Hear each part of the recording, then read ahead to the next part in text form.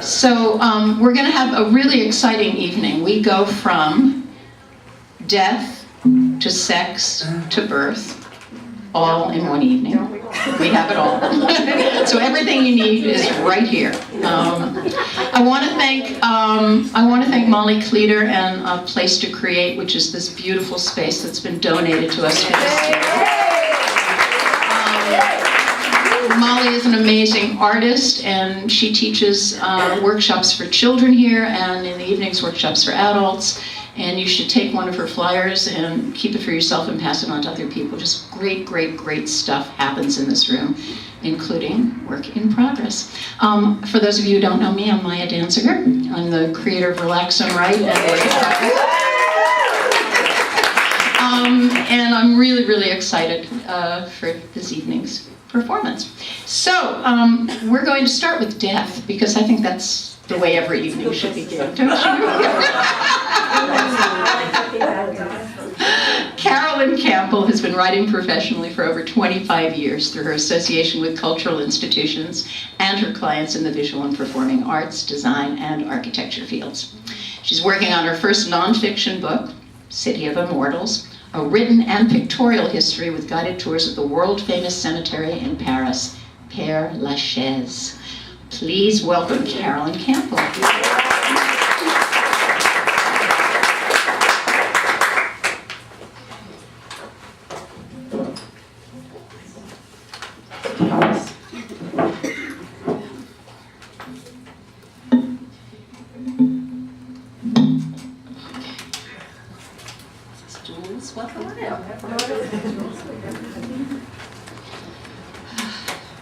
Why am I encouraging you to go to Paris and see dead people?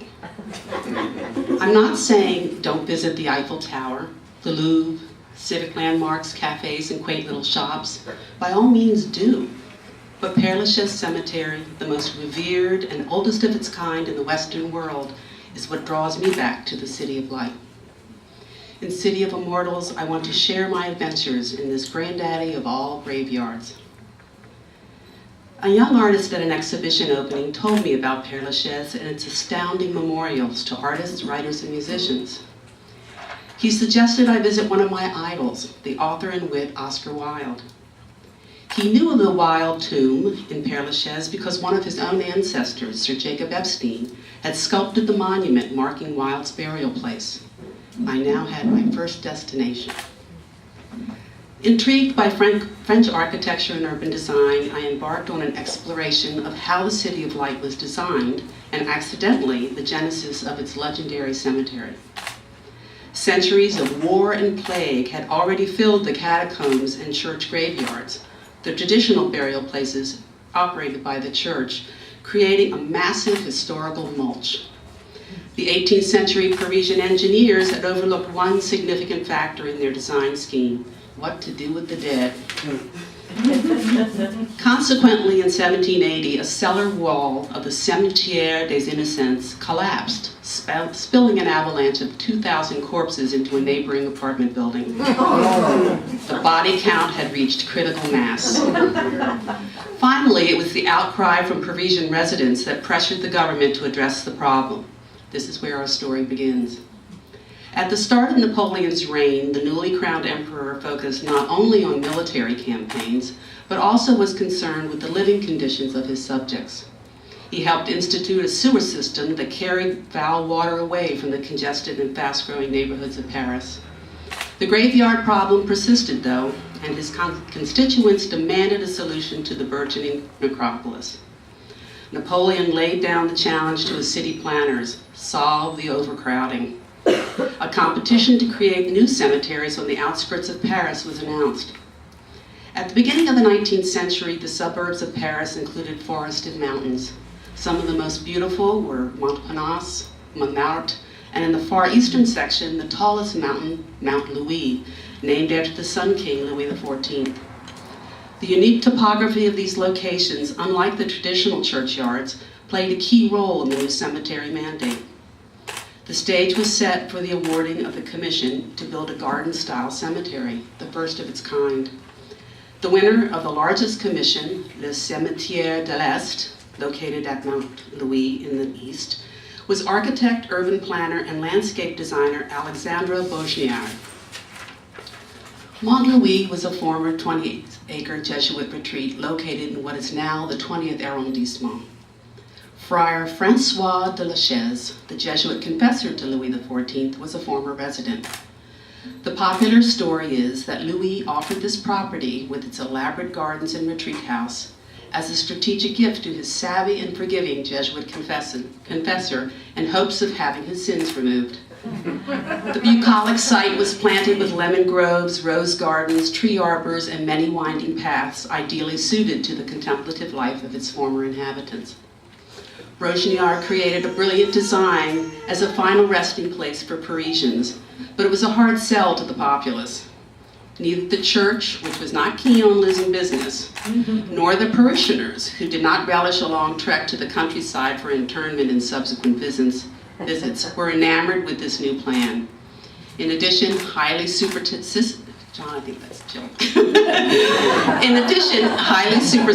folk believed that evil and pestilence lurked where the dead were buried. In stepped Nicolas Frochot, the enterprising prefect of the Seine. Frochot convinced Napoleon of a plan to win over the critics as well as the clientele.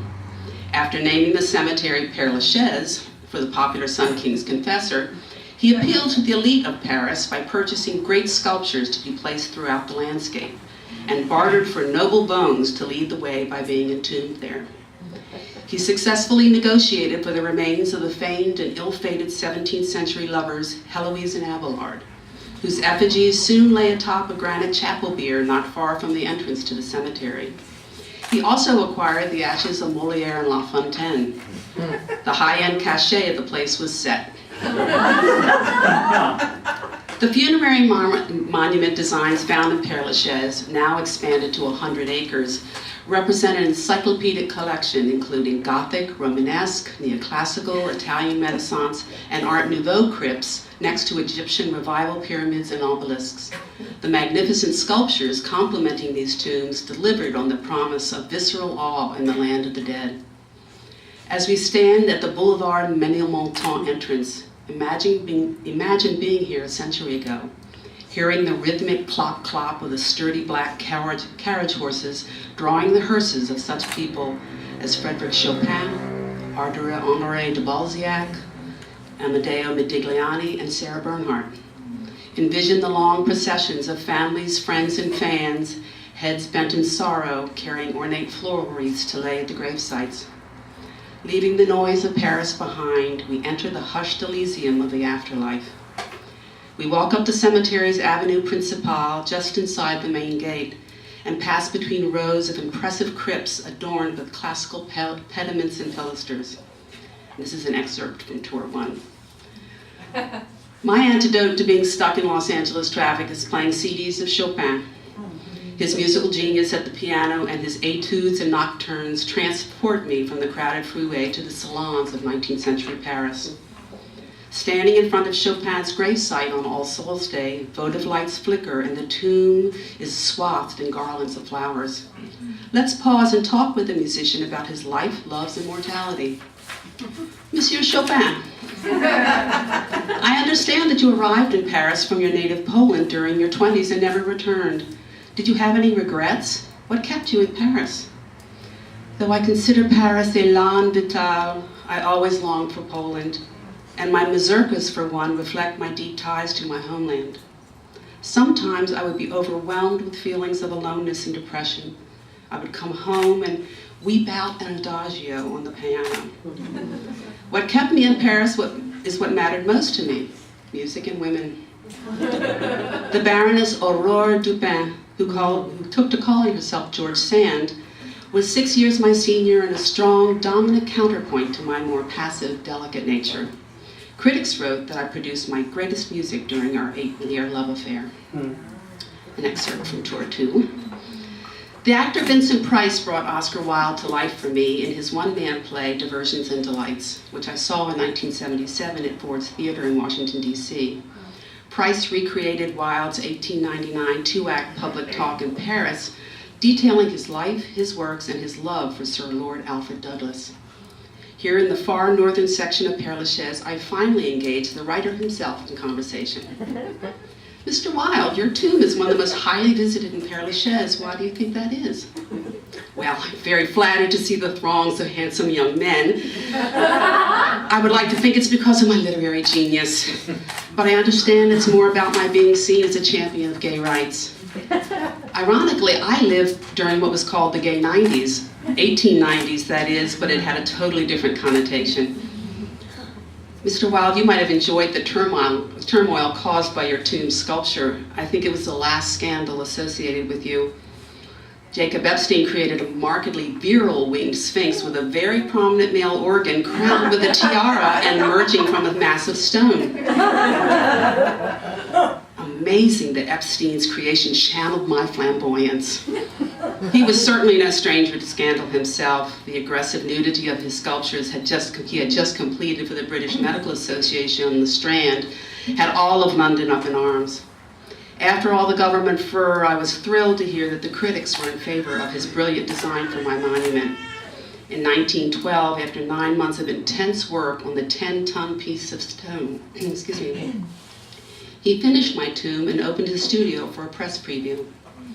After the Strand controversy, he was surprised at their praise. Seldom in this country are we permitted to see such a dignified piece of sculpture. Monumental sculpture, to quote the press. Stepping back onto the gravel walkway, we head out through the cemetery's Avenue Gambetta exit. Prepare yourself for re-entry into the urban bustle of the living Paris. And so, as always at Père-Lachaise, we reflect on the grand paradox of this vast burial place, which embraces serenity, horror, anguish, and acceptance, the grand sweep of the human experience.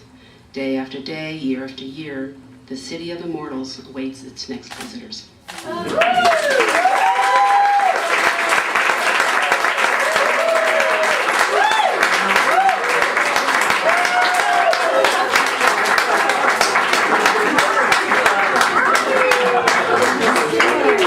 Comes out.